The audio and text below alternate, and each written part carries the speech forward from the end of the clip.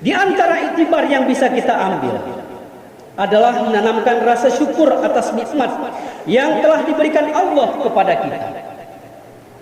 Karena dengan cara itu kita bisa mempertahankan dan mengembangkan kemajuan wilayah kita. Ingat surat Ibrahim ayat 7 ketika Allah Subhanahu wa taala berfirman, Bismillahirrahmanirrahim.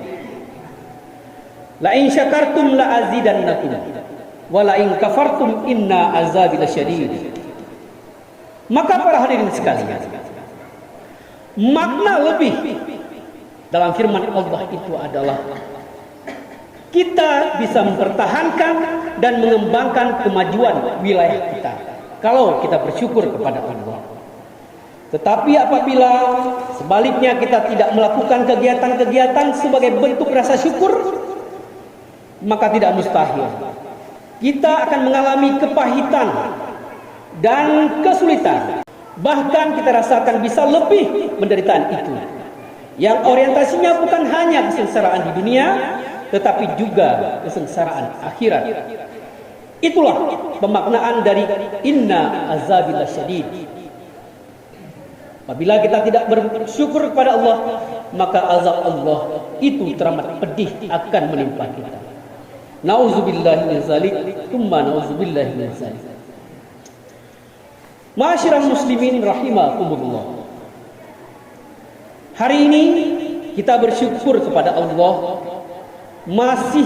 Allah masih memberikan keimanan kepada kita yang pertama. Kemudian yang kedua, kita bersyukur karena Allah telah memberikan tempat tinggal yang aman dan nyaman setelah sebelumnya kita dijajah orang Aceh. Rasanya belumlah hilang dari ingatan kita tentang agresi militer, tentang DOM, daerah operasi militer yang merenggut jutaan jiwa pejuang dan masyarakat tak berdosa. Sedih bukan? Luka bukan? Bahkan di antara termasuk keluarga dekat kita mungkin ada yang ayah kita, abang kita, adik kita, saudara kita yang lain. Tetapi persoalannya adalah apa yang telah kita lakukan hari ini di saat negara sudah terbebas dari penjajahan. Justru kita menjadi penjajah terhadap diri kita sendiri dan menjadi penjajah terhadap rakyat kita sendiri. Kemudian di saat Aceh telah terbebas dari huru-hara perang, justru kita berperang sesama kita. Di saat kita telah dipercayai oleh Allah memegang kekuasaan dengan otonomi daerah, tetapi justru kita berperilaku yang membuat rakyat hilang kepercayaannya kepada kita. Para hadirin kaum muslimin sidang jamaah Jumat yang dirahmati Allah Subhanahu wa taala. Ingat bahwa kita mempertahankan wilayah kita atas dasar keimanan kepada Allah Subhanahu wa taala.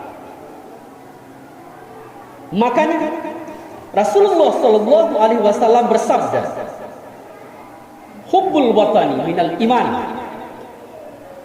Mencintai negeri adalah sebahagian dari iman.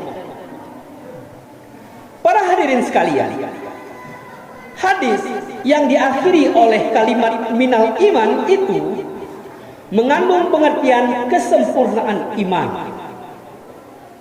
Pertanyaannya adalah,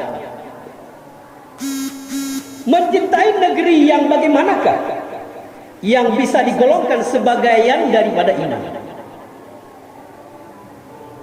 Para hadirin, mencintai nangro yang lagi kibar, yang digolongkan sebagai sebuah bentuk daripada keimanan.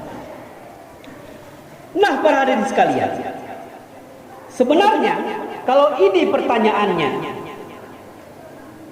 kan gampang sekali jawabannya. Berarti orang yang tidak beriman atau yang tidak berusaha menyempurnakan keimanannya berarti hakikatnya dia tidak mencintai negeri ini. Lantas siapa mereka? Mereka yang tidak mau menyempurnakan keimanan itu. Di dalam Al-Quran, Allah Subhanahu wa Ta'ala berfirman dalam surat Al-Anfal ayat 2. Bismillahirrahmanirrahim. Innamal mu'minuna alladziina idza dzukirallahu wajilat qulubuhum wa idza tuliyat 'alaihim ayatuhu zadatuhum imana wa 'ala rabbihim yatawakkalun. Allah berkata, sesungguhnya orang yang beriman adalah mereka yang apabila disebut nama Allah bergetarlah hatinya, dan apabila dibacakan ayat-ayatnya bertambah kuat imannya, dan hanya kepada Allah jualah mereka bertawakal, mereka menyerahkan diri mereka. Para hadirin sekalian, kata-kata yang didahului oleh kata innam itu berfaedahkan taksis, yaitu khusus. Maka makna daripada innamal mu'minun hanya saja orang yang sempurna imannya. Jadi menyeurung iman nyan rame. Dikhususkan dengan sebutan innama urang yang sempurna imannya. Dikhususkan orang yang sempurna imannya. Di sini disebutkan ada 3 golongan. Yang pertama adalah jika dia mendengarkan kata Allah, sebutan Allah, bergetar hatinya. Makna bergetar, kan wate didengar suara azan, nyan apabila jin di rumah, di pudep Honda, dijak kedeh unhun, dijak ulang, kan masjid dijak. Bahkan karena bergetar hatinya. Kan ia yang lagi nyan yang dimaksud. Tetapi bergetar karena dia ingat bahwa ada perintah Allah yang apabila dia tidak kerjakan, dia akan mendapatkan laknat dari Allah Subhanahu wa Ta'ala di hari yaumil akhirat kelak.